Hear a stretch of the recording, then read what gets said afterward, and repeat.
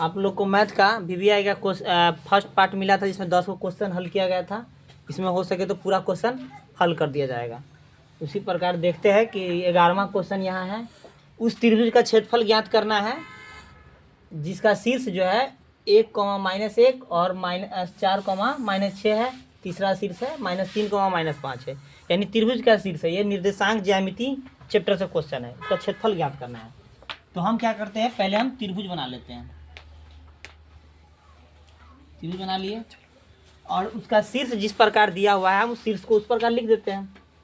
-1, है और दूसरा शीर्ष है -4, 6 है। तीसरा शीर्ष है -3, -5 है।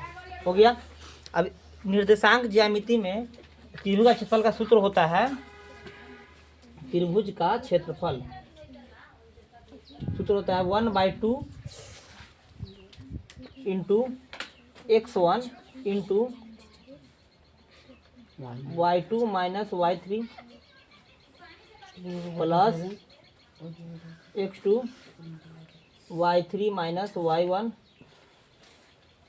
Plus x3 into y1 minus y2।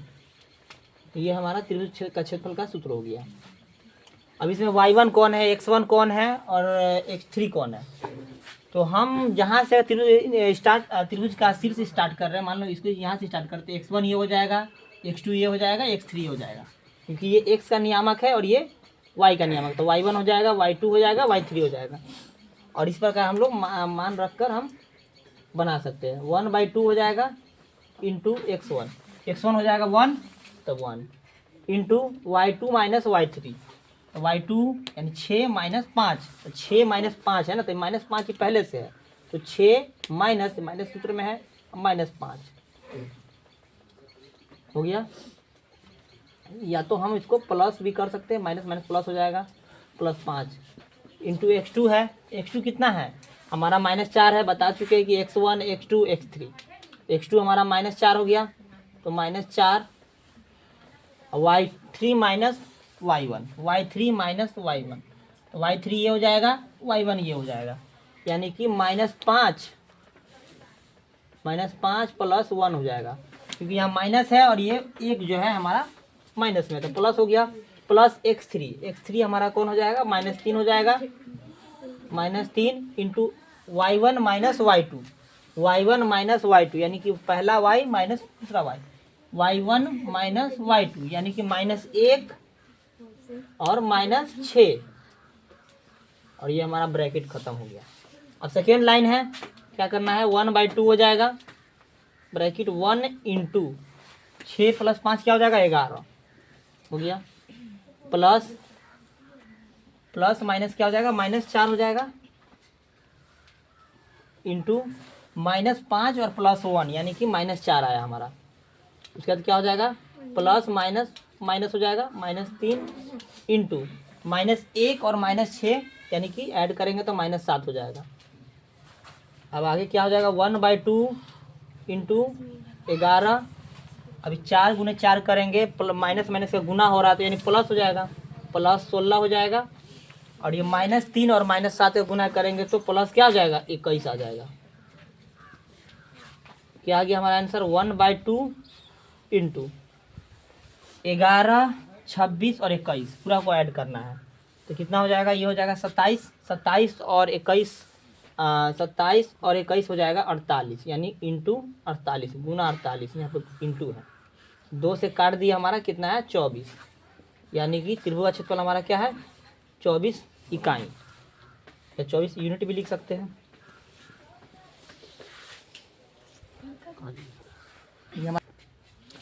चलिए आप लोग देखिए, 12 नंबर क्वेश्चन है, के किस मान के लिए, यानी के का हमको मान ज्ञात करना है। के किस मान के लिए बिंदु 8,1 के -4 और 2, -5 जो है संरेख है।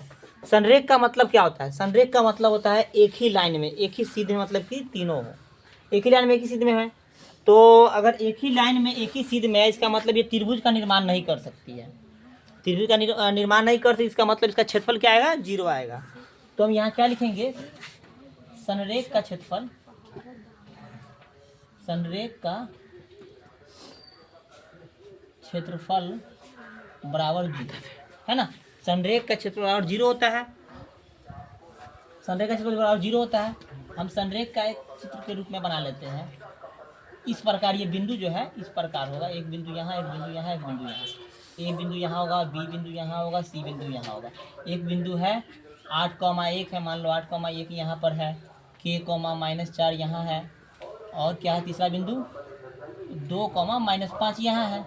हमारा ये x1 हो गया, ये y1 हो गया, हमारा ये क्या हो गया x2 हो गया, ये y2 हो गया, ये हमारा हो जाएगा x3 हो जाएगा, और ये y3 हो जाएगा। हमको संरेख का क्षेत्रफल, हम जानते हैं कि संरेख का क्षेत्रफल 0 आएगा, क्योंकि ये कोई आकृति नहीं बना रही है। जब तक कोई आकृति नहीं बना रही है, अगर तीनों अगर एक ही रेखा में है तो इसका क्षेत्रफल हमेशा 0 आएगा, है ना। त्रिभुज क्षेत्रफल को हम 0 मान सकते हैं, बना सकते हैं उस सूत्र पे भी, लेकिन हमको क्या करना है, संरेख का क्षेत्रफल निकालना है। दिया हुआ है ना, लिखेंगे संरेख का क्षेत्रफल, वही सूत्र है जो त्रिभुज क्षेत्रफल का सूत्र होता है। इसमें सिर्फ 1/2 हटा दीजिए, या 1/2 रहेगा भी तो कोई दिक्कत नहीं है। x1 into y2 minus y3 plus x2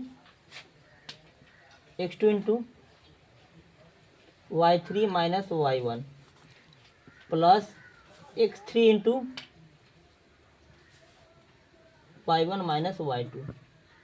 अब ये सूत्र याद करने में थोड़ा भारी लगेगा, तो हमको क्या करना है, याद रखना है x1 x2 x3, तो इसे सब में लगे लाइन से x1 x2 x3, और ये y माइनस वाई कर देना, y माइनस वाई लिख दीजिए, y माइनस वाई लिख दीजिए।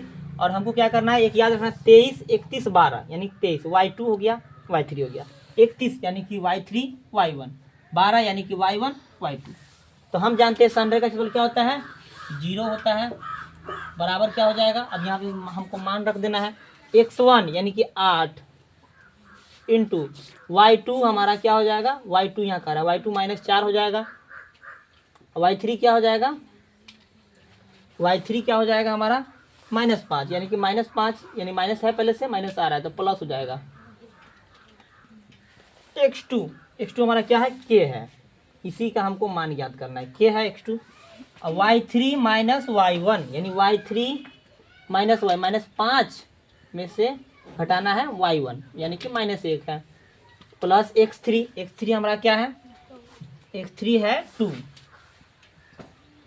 y1 माइनस y2 यानी कि 1 -4 होगा तो माइनस पहले से है तो 1 + 4 हो जाएगा।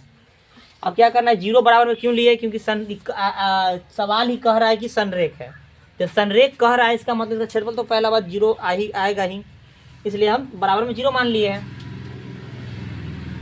0 8 गुने -4 और +5 यानी कि 1 हो जाएगा, प्लस k, अब क्या हो जाएगा -5 है -1 यानी -6 के हो जाएगा, कि k इंटू -6 के हो जाएगा, यानी ये भी लिख सकते हैं कि k इंटू -6।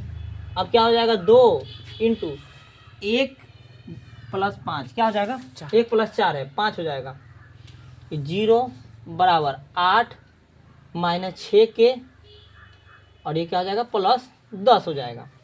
अब क्या करना है हमको, इस समीकरण का रूप बन गया, तो हम क्या करेंगे, 8 और 10 उधर उस साइड में भेज देंगे, तो 8 -8 हो जाएगा, -10 हो जाएगा, इधर हो जाएगा -6 के हो जाएगा, ये -16 हो गया बराबर -18 हो जाएगा, ये -6 के हो जाएगा, माइनस काट सकते हैं,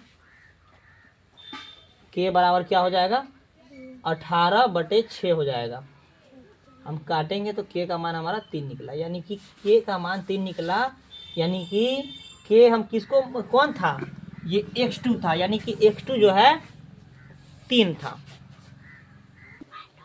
चलिए 13वां क्वेश्चन है, उस बिंदु का निर्देशांक ज्ञात करें जो बिंदु 1, 2, 3, 4 को मिलाने वाले रेखाखंड को 2:3 में विभाजित करती है। यानी कि एक बिंदु है 1, 2 है और एक बिंदु है 2, 4 है। इससे जो रेखाखंड बन रहा है, मान लीजिए एक बिंदु ए है जिसका निर्देशांक है 1, 2 है, दूसरा बिंदु है यहाँ पर है बी जो 3:4 है, कह रहा है कि इस रेखाखंड को मिलाने इस बिंदु को मिलाने वाले रेखाखंड, यानी ये बिंदु और ये बिंदु को मिला रहा है ये रेखाखंड, इस रेखाखंड को कोई बिंदु है जो 2:3 में बांट दे रहा है, यानी कि 2 भाग और 3 भाग में बांट दे रही है, यानी कि ये 2 भाग इधर हो गया, ये 3 भाग, यानी 2:3 में बांट दिया। तो ये बिंदु जो बांटा है, इस बिंदु का निर्देशांक क्या होगा, ये हमारा एक्स वाई क्या होगा, इसका एक्स और वाई क्या होगा, यानी सी बिंदु मान लिए हम, है ना, सी बिंदु मान लिए, इसका निर्देशांक हमको पूछ रहा है क्या होगा। तो हम लिखेंगे कि माना कि ए और बी बिंदु के बीच 2:3 में बांटने वाले जो का निर्देशांक जो है बिंदु का x, y है। तो हम क्या कर लेंगे, सी का निर्देशांक, देखो सी का निर्देशांक क्या हो जाएगा, यानी कि ये अनुपात में बांट रहा है, या पूर्ण रूप से मतलब कि बराबर भागों में नहीं बांट रहा है, अनुपात रूप में बांट रहा है, इसलिए इसका जो है सूत्र जो है किस प्रकार होगा, देखिए ये हो जाएगा, देखिए x और y का x का निकालेंगे तो x1 into m2 plus x2 into m1, अब बटा में हो जाएगा m1 प्लस m2, ये इधर हो जाएगा y1, y का निर्देशांक के लिए, यानी इसका y निकलेगा इस सूत्र से, y1 into m2 plus y2 into m1, बटा में हो जाएगा m1 प्लस m2 हो जाएगा, ये हमारा x और y का निकल जाएगा। ये m1 और m2 क्या है, m1 और m2 है जो अनुपात में बांट रहा है, 2:, में, तो कौन कौन अनुपात में बांट रहा है, 2:3 में बांट रहा है, m1 हो जाएगा 2 और m2 हो जाएगा 3। अब ये x1 और x2 और y1 y2 तो आप लोग जानते हैं, x1 ये हो जाएगा, x2 ये हो जाएगा, y1 ये हो जाएगा, y2 ये हो जाएगा, हमको अब मान रखना है, निकल जाएगा। तो x1 क्या है हमारा 1 गुना, यहाँ पे इंटू है, गुना है, m2 क्या है m2 यानी 3 हो जाएगा, प्लस x2 क्या होगा 3 इंटू m1 क्या हो जाएगा 2 हो जाएगा, अब बटा में क्या हो जाएगा m1 प्लस m2 यानी कि 2 प्लस 3 हो जाएगा, कॉमा, अब y1 इंटू m2, तो y1 का हमारा क्या हो जाएगा 2 और m2 क्या हो जाएगा 3 प्लस y2 कह रहा है ना, तो y2 हमारा क्या हो जाएगा 4 इंटू m1 यानी कि 2 हो जाएगा, बटा में m1 प्लस m2 यानी कि 2 प्लस 3। अब हम क्या करेंगे, 3 गुना होगा 6 हो जाएगा, 6 होगा, बटा में 5 आ जाएगा, और ये क्या हो जाएगा 6 और ये 8 आ जाएगा, और ये क्या आ जाएगा बटा में 5 आ जाएगा, 3 एकम 3, 2 तिहाई 6, 2 3 5 हो गया, 2 दूनी 6, 4 दूनी 8, 3 2 5 हो गया, नीचे जोड़ था ऊपर गुना था। ये हमारा आंसर क्या आया 9/5 और दूसरा आया 14/5, यानी दो निर्देशांक निकला 9/5 और 14/5, यानी कि ये सी का निर्देशांक जो है ना, जो 2:3 में बांट रही है, उसका निर्देशांक है x, y का 9/5, 14/5। इसको हम अतः करके लिख भी सकते हैं कि अतः ए और बी को 2:3 में बांटने वाली बिंदु का निर्देशांक 9/5 और 14/5 है। यहाँ पूछ रहा है कि बिंदु P और बिंदु Q को मिलाने वाले रेखाखंड बिंदु -4, 6 -4, है, किस अनुपात में विभाजित करेगा। उसी क्वेश्चन का विपरीत है, उसमें पूछ रहा था क्या और इसमें क्या पूछ रहा था समझाते हैं। ये मान लीजिए ए बिंदु है, P दिया हुआ है ना, तो P बिंदु है -6, 10 है, और Q बिंदु क्या है 3, -8 है। कह रहा है कि इस रेखाखंड को मिला रहा है, मिला दी इस रेखाखंड को। अब कह रहा है इस रेखाखंड को मिलाने पर बीच में कोई बिंदु है जो -4, 6 है, यानी बीच में मान लीजिए यहाँ पर एक बिंदु है, इसको मान लेते हैं C, ये बिंदु है -4, -6 है। तो कह रहा है कि ये अनुपात क्या होगा। उस समय क्या पूछा था और इस समय क्या पूछ रहा है, इसमें थोड़ा सा अंतर है। देखिए उसमें पूछ रहा था कि अनुपात दिया था कि अनुपात जो है 2:3 था, और इसमें पूछ रहा है अनुपात नहीं दिया हुआ, निर्देशांक दिया हुआ, अनुपात पूछ रहा है, उसका विपरीत होगा। तो हम यहाँ क्या करेंगे, यहाँ क्या करेंगे, ये हो जाएगा हमारा x1 और ये y1 हो जाएगा, और ये हो जाएगा x2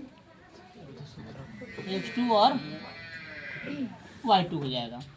और ये हमारा निर्देशांक है, यानी बीच बिंदु का हम किस अनुपात में विभाजित करेगा। तो हम क्या करेंगे, m1 m2 नहीं हमको पता है, तो m1 m2 m1 m2 रह जाएगा अनुपात, यानी कि m1 m2 m1 m2 रह जाएगा। तो हमको पहले हम इसमें x और y है, ये हो जाएगा हमारा x और y हो जाएगा किसका, यानी जो बीच बिंदु में मतलब जिस अनुपात में बांट रही है। तो हम x इंटू वाई यानी x बराबर केवल निकालते हैं। x का मान निकालने के लिए हमको क्या सूत्र था कि x1 into m2 plus x2 into m1, अब बटा में क्या हो जाएगा m1 प्लस m2 हो जाएगा। ये x निकालने का सूत्र है सिर्फ। अब y निकालने का इसी प्रकार सूत्र था, y बराबर जहाँ जहाँ x है वहाँ वहाँ y हो जाएगा, है ना। x का मान हमको पता ना था -4 है, और x1 क्या है -6 है, इंटू m2 क्या है m2 नहीं पता तो m2 रह जाएगा, प्लस x2 क्या है हमारा 3 है, और m1 रह जाएगा, बटा में m1 प्लस m2 क्योंकि m1 m2 का ही मान ज्ञात करना है, यानी किस अनुपात में विभाजित करना है, अनुपात ही हमको ज्ञात करना है। तिरछी गुना करेंगे तो क्या हो जाएगा -4 m1 प्लस नहीं माइनस होगा -4 m2, यानी कि -4 से इस दोनों में गुना हुआ तो -4 आ गया, बराबर ये -6 m2 हो गया प्लस 3 m1 हो गया। हम m1 को एक साइड में और m2 को एक साइड में कर लेंगे। m1 को एक साइड में करते हैं तो यहाँ क्या हो जाएगा -4 m1, ये जो m1 क्या है यहाँ ये है, इधर ले जाएंगे तो क्या हो जाएगा -3 m1 हो जाएगा, बराबर। और यहाँ इधर क्या है -6 m2, इधर से 4 ले जाएंगे तो इधर हो जाएगा प्लस 4 m2। अब ये क्या हो जाएगा -7 m1, और ये क्या हो जाएगा -2 m2। अब हम m1 अनुपात यानी m2 यानी कि m1 बटे m2 करेंगे तो क्या हो जाएगा, मैंने तो पहला पद काट देते हैं हम लोग, m1 अनुपात m2, तो क्या हो जाएगा ये 2 इधर रह जाएगा और ये 7 इसके बटा में चल जाएगा, यानी कि m1 अनुपात जो है m2 जो निकला है हमारा 2 अनुपात निकला है 7 निकला, यानी कि ये 2 अनुपात में है और ये 7 अनुपात में है। त्रिकोणमिति का ये क्वेश्चन है, मान रखकर हमको मान को फिल करना है और निकाल देना है आंसर। ये थोड़ा हार्ड नहीं होता है, ज़्यादा हल्का होता है, और जो क्वेश्चन से बताया जा रहा है वो बहुत इंपॉर्टेंट है, उसी से रिलेटेड मतलब क्वेश्चन आएगा, उसी टाइप का क्वेश्चन आएगा। इसमें पूरा क्वेश्चन अगर हम रिपीट कर लेते हैं, दोहरा लेते हैं, तो हमारा मतलब कि एक भी क्वेश्चन हमारा 2 नंबर वाला जो होता है 2 अंकीय प्रश्न एक में नहीं छूटेगा। हम देखते हैं यहाँ लिखा हुआ है 5 cos स्क्वायर, यानी 5 into cos square, cos square 60 degree है, तो cos स्क्वायर 60 डिग्री का मान होता है √3/2 होता है, हो गया। और ये स्क्वायर दिया है तो √3/2 का स्क्वायर हो जाएगा। उसके बाद कह रहा है 4 sec square 30 degree, sec square 30 degree का मान क्या होता है, sec किसका मान होता है 2/√3 होता है, तो ये 2/√3 का स्क्वायर हो जाएगा। -tan स्क्वायर 45 डिग्री, यानी कि 1 का स्क्वायर हो जाएगा, tan 45 का मान 1 होता है। और यहाँ पे है बटा में 1/1 sin 30 degree plus cos 30 degree का मान है, यानी sin 30 का मान क्या होता है 1/2 होता है स्क्वायर, और यहाँ cos स्क्वायर 30 डिग्री है, उसका मान हो जाएगा √3/2 हो जाएगा।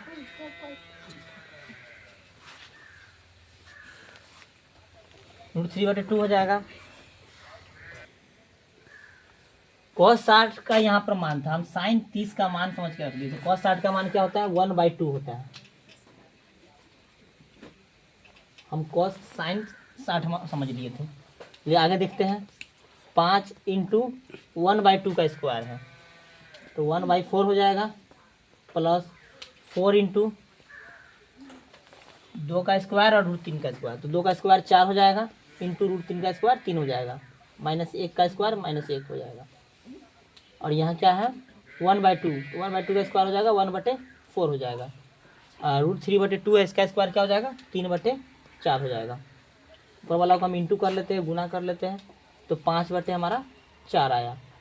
बटा में क्या आ रहा है 4 × 4 करेंगे तो 16/3 आया, -1, अब बटा में इसके 1 छुपा रहता है। और यहाँ क्या आया एलसीएम 4 1 + 3, क्योंकि बटा में सेम है ना। तो अब क्या हो जाएगा ऊपर वाला का एलसीएम निकालेंगे तो क्या निकलेगा हमारा 4 3 और 1 का एलसीएम निकलेगा 12। 4 से भागा 3 3 3 से गुना करेंगे 5 में 15 आ जाएगा, प्लस 3 से भागा किए 4 में 12 में 4 आया, 4 16 को 64 आ गया, -12 आ गया। बटा में आ गया 4/4, ये 4/4 आया तो ये कट जाएगा। हमारा क्या बचा है अब 15 16 माइनस क्या करना है 12 करना, 15 है 64 है, अब माइनस में 12 करना है, यानी कि हमारा 15 में से 12 माइनस कर देते हैं तो 3 बचा, 3 में ऐड कर देते हैं, यानी 67/12 आया हमारा आंसर। 16 नंबर क्वेश्चन फिर त्रिकोणमिति से है। 15 cot A बराबर हमारा कह रहा है 8, तो हमें sin A + cos A का मान ज्ञात करना है। तो 15 cot A बराबर 8 कह रहा है, तो हम क्या करेंगे 15 cot A बराबर 8 है, तो इसका मतलब cot A बराबर क्या होगा हो जाएगा 8/15। और cot A का सूत्र हम क्या लंब और कर्ण और आधार के संबंध में हम लोग पढ़े हैं कि cot का सूत्र होता है आधार/कर्ण, यानी कि आधार/लंब, आधार/लंब हो गया, यानी कि आधार हो गया हमारा 8, लंब हो गया हमारा 15। तो हम क्या करेंगे त्रिभुज बनाते हैं, हम त्रिभुज बनाते हैं। यहाँ पर cot A का बात कर रहा है, यानी कि हम A कोण को हम आधार में देंगे, ये B हो जाएगा, ये हमारा C हो जाएगा, C 90 डिग्री हो जाएगा।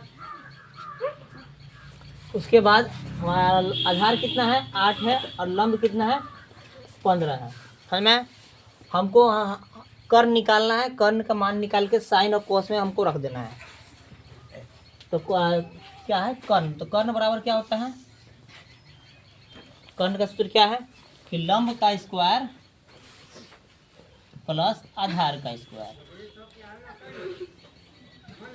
लंब का स्क्वायर क्या है 15 का स्क्वायर प्लस 8 का स्क्वायर। 15 का स्क्वायर क्या होता है 225 होता है और 8 का स्क्वायर 64 होता है, यानी कि हमारा निकला 289 निकला। तो 289 का रूट के अंदर से क्या निकलेगा, किसका स्क्वायर 289 17 का, यानी 17 हमारा रूट से बाहर निकल गया,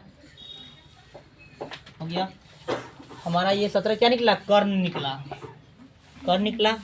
हमको किस चीज़ का मान निकाला था sin A + cos A, तो हम लिखते हैं sin A + cos A। तो sin A का मान क्या होता है लंब/कर्ण प्लस ये क्या हो जाएगा आधार/कर्ण, cos A का मान होता है। तो लंब/कर्ण, लंब कितना हमारा दिया हुआ है, कर्ण हमारा 17 निकला, 17 लिख देते हैं। लंब कितना दिया हुआ है 15, कर्ण कितना है 17 है, प्लस आधार/कर्ण यानी 8/17। एलसीएम निकालेंगे 17 ही आएगा और 15 + 8 जो है ऐड हो जाएगा, यानी 23/17 आ गया हमारा आंसर। ये क्वेश्चन जो है त्रिकोणमिति के पूरक चैप्टर से है। कह रहा है सेक 4A बराबर कह रहा है कि कॉसेक A - 20 डिग्री। तो हमें पता करना है कि A का मान क्या है, यानी कि हम लोग पूरक में पढ़े हुए हैं कि सेक का पूरक जो होता है कॉसेक होता है, यानी कि सेक हमारा अगर 20 डिग्री हो रहा है, सेक हमारा 20 डिग्री हो रहा है तो हमारा कॉसेक क्या हो जाएगा कॉसेक हो जाएगा 70 डिग्री, यानी कि दोनों एक दूसरे के पूरक होता है, यानी दोनों का जो कोण होता है वो 90 आता है, दोनों को तभी पूरक कहलाता है, दोनों मिलकर 90 आता है। यानी कि 4A यानी 4 × A और A - 20, इस दोनों को करने पे दोनों एक दूसरे के पूरक आना चाहिए। हमें पूरक ज्ञात करना है, A का मान पता चल जाएगा तो पूरक हमारा निकल जाएगा। हमें A का मान कैसे निकालेंगे, तो हम क्या करेंगे सेक 4A बराबर क्या है कॉसेक A - 20 डिग्री है। तो हम क्या करेंगे, हम किसी एक को बदलेंगे, हम सेक 4A को बदलते हैं तो क्या हो जाएगा कोसेक 90 - 4A हो जाएगा। इधर क्या है कोसेक A - 20 डिग्री है, तो कोसेक से कोसेक हमारा कट गया, बचा क्या 90 डिग्री माइनस 4a। इधर क्या बचा a माइनस 20 डिग्री। अब ये हमारा समीकरण के रूप में बन गया। अब ये हम समीकरण हल करके निकाल सकते हैं। -4a, इधर से a को लिया माइनस a आ जाएगा, -20 और इधर भेज दो -90 आ जाएगा, -5a हो जाएगा और ये हो जाएगा -110। माइनस माइनस कट जाएगा, a बराबर आ जाएगा 110 बटा में 5। अब इसको 5 से काटना है तो 5 दूनी 10 कटा, 5 दूनी 10 कटा और ये बचा क्या 1, 5 दूनी 10 यानी कि a का मान जो है 22 डिग्री, यानी कि 4 इंटू a यानी 88 हो जाएगा। a का मान 22 है तो 4 इंटू 22 88। जब ये 88 है तो ये कितना हो जाएगा 88 है तो हमारा ये 2 डिग्री आएगा, तो 22 माइनस 20 यानी 2 आ गया, यानी जो पूरक है। चलिए इस प्रकार का क्वेश्चन जो है माध्य ज्ञात करने के लिए 2 नंबर के क्वेश्चन में बहुत ज़्यादा पूछने लगा है। तो ये हर साल लगभग एक क्वेश्चन रहता है इससे, हमें इसका माध्य ज्ञात करना है। तो माध्य का मतलब क्या होता है, यानी एवरेज होता है माध्य का मतलब। तो यहाँ क्या कर रहा है, 4 मान दिया हुआ है, यानी 10 जो है का बारंबारता कितना है 5, यानी 10 जो है 5 गो है। या 15 का बारंबारता 4, यानी 15 जो है 4 बार है। 20 5 गो है और 25 3 गो और 30 जो है 4 गो है। तो हम इसका माध्य ज्ञात करना है तो माध्य बराबर हम कर सकते हैं, ये समझ लीजिए हमारा x हो गया और ये हो गया f हो गया। हम यहाँ पर एफ एक्स निकाल देंगे, f और x को गुना करके। तो क्या आ जाएगा, 10 में 5 से गुना कीजिए 50 आ जाएगा, 15 में 4 से गुना कीजिए 60 आ जाएगा, 20 में गुना कीजिए 5 से 100 आ जाएगा, 25 में 3 से गुना कीजिए 75 आ जाएगा, 3 से 120 आ जाएगा। और ये टोटल ऐड कर दीजिए, हमारा कितना आ जाएगा 120 75 100 60 और 50 405 आएगा। 405 हो गया हमारा सिग्मा एफ एक्स निकल गया हमारा, यानी सिग्मा एफ एक्स यानी टोटल, सिग्मा मतलब टोटल, एफ एक्स यानी कि एफ और एक्स का गुना। तो हमारा माध्य बराबर क्या होता है, सिग्मा एफ एक्स बटे सिग्मा एफ, यानी कि सिग्मा एफ एक्स यानी कुल एफ एक्स और बटे कुल एफ। तो कुल एफ एक्स क्या है हमारा 405, यानी कुल एफ एक्स यानी एफ एक्स वाला को जितना गुना किया ना पूरा को ऐड कर दिए, पूरा एफ एक्स हमारा इतना निकला। और सिग्मा एफ यानी कुल एफ कितना ये है ना एफ, पूरा को ऐड करेंगे 5 4 9 9 5 14 14 3 14 3 हो जाएगा 17 17 4 21, यानी 21 आया, यानी 405 बटे हमारा 21 आया कुल एफ है ना। वो एक्स को नहीं ऐड करेंगे, एफ को ऐड करेंगे। तो हम इसको हम काट भी सकते हैं 21 से या तो हम इतना भी रहने दे सकते हैं, 21 से कम 21 कट जाएगा, बचेगा 19। अब 21 बचेगा। 21 के पारा में 195 आता है। 21 चौको कितना आता है, 21 गुने 4 लगाओ, 21 गुने 4 लगाओगे 4 दुनिया 8, यानी कि नहीं अधिक बार में 195 ना है, 21 8 लगाओ, 8 कम 8 8 दूनी 16 168 आ रहा है। 21 गुने 9 लगाओ, 9 कम 9 9 18 189 आ रहा है। तो 21 नमा 189 आ गया, बचा क्या 89 तो 6 बच गया, 6 यहाँ पे दशमलव यहाँ पे 0 लगा दो। 21 दूनी 42 लगभग आ रहा है, तो लगभग उसको मान लो जो भी आगे आएगा, लेकिन हम इतना ही मान होने देंगे 10 लगभग।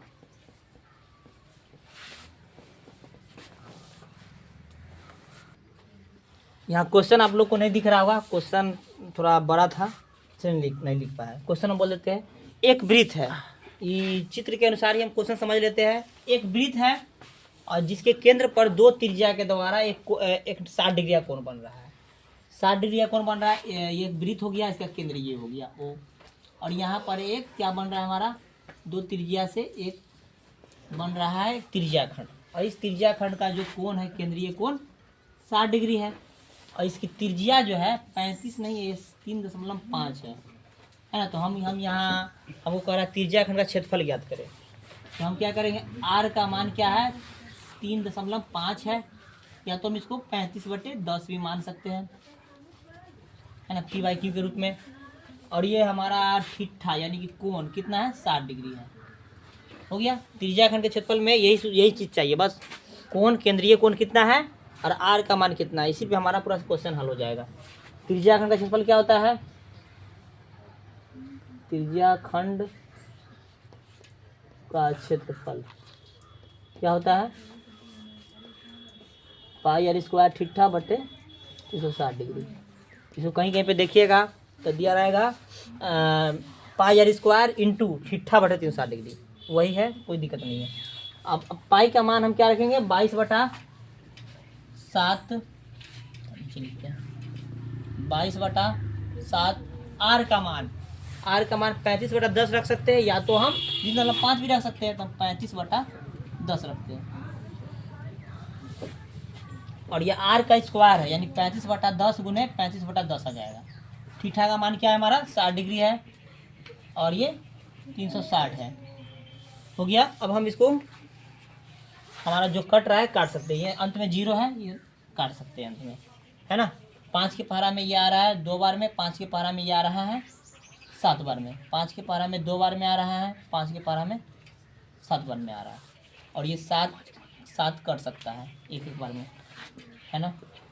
उसके बाद यहाँ 6 के पहाड़ा में 1 बार में आ रहा है, 6 के पहाड़ा में 6 बार में आ रहा है, 2 से 22।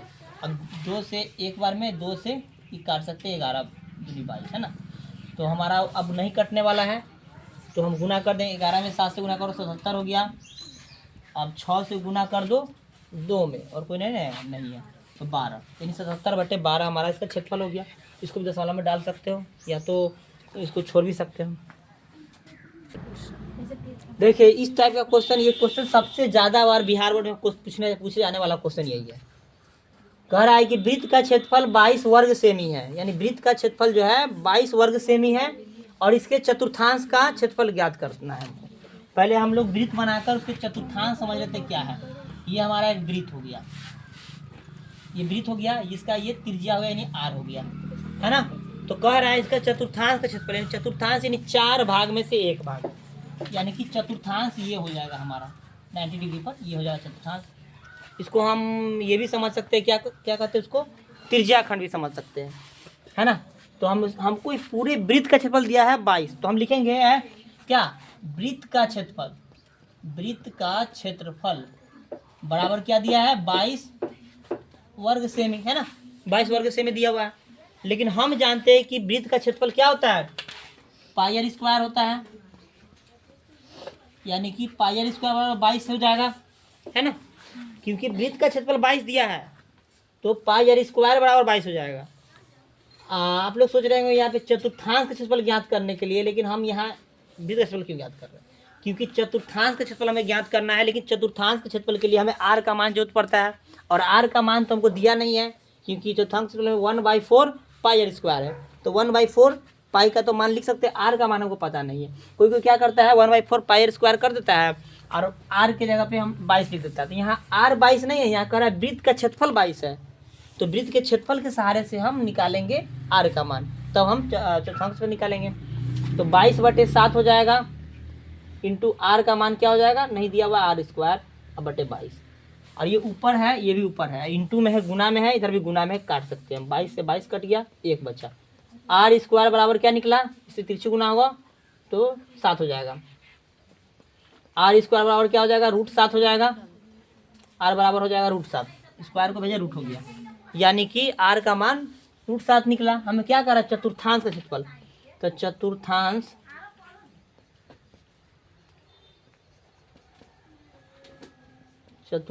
का क्षेत्रफल क्या होता है, 1/4 होता है, पाई आर स्क्वायर होता है। 1/4 हम लिख दिए, पाई की जगह पे हम क्या लिख देंगे 22/7, इंटू आर का मान क्या दिया हुआ है, आर का मान हम निकाले ना, √7 गुने √7, यानी हो जाएगा 1/4 22/7, और ये √7 का गुना होगा 7 हो जाएगा, 7 से 7 कट गया, यानी इसको भी काट सकते हैं हम लोग, क्या आया 11, और ये 2 बार में आया, यानी 11/2। अब 11/2 को भी काटना चाहोगे तो 5.5 आ जाएगा, 5.5 वर्ग सेमी, है ना, 35 आएगा। ये समांतर श्रेणी चित्र से क्वेश्चन है। कह रहा है -21 है, 18 है, 15 है, इसी प्रकार बढ़ते बढ़ते जा रहा है, अनंत तक जाए। तो कह रहा है कि -81 कौन सा पद है, यानी -81 कौन से स्थान पर आएगा, यानी पहला स्थान पे कौन हो गया 21 हो गया, दूसरे स्थान पे 18 हो गया, तीसरे स्थान पे 15 हो गया। तो पूछ रहा है कि कौन सा पद -81 यानी 81 कौन सा नंबर पर है। तो -81 हमको नहीं पता है, जैसे कि पता है ये A1 है, ये A2 है, ये A3 है, तो इसके बारे में पता नहीं कौन सा पद है। तो हम मान लेते हैं AN होगा, कोई पद होगा AN बराबर -81। एन -81 क्यों, क्योंकि n जो है दर्शाता है उसका नंबर कि कैमे स्थान पर है ना। तो ए हमारा क्या हो जाएगा 21 हो जाएगा, और डी क्या हो जाएगा 18 में -21 हो जाएगा, यानी कि -3 हो जाएगा ना। अब हमको निकालना है सूत्र का -81 कौन सा स्थान पर है। तो हम लिखेंगे एन बराबर सूत्र क्या है a + n-1 और गुने क्या है डी है। तो एन क्या है -81 दिया हुआ है, ए क्या है 21 है, प्लस n-1 यानी कि एन हमको पता ही नहीं, क्योंकि एन का ही मान ज्ञात करना है कि कौन सा पद है। तो n-1 ही रह जाएगा, डी कितना है -3 है। अब हम इसको सोल्व करते हैं, -81 और ये 21 को जो उधर ले जाएंगे तो क्या हो जाएगा -21 हो जाएगा, बराबर क्या हो जाएगा n-1 इंटू क्या हो जाएगा -3। इसको ऐड कर देंगे क्योंकि माइनस माइनस है, तो क्या हो जाएगा 102 हो जाएगा, -102 और ये क्या हो जाएगा n-1 गुने -3।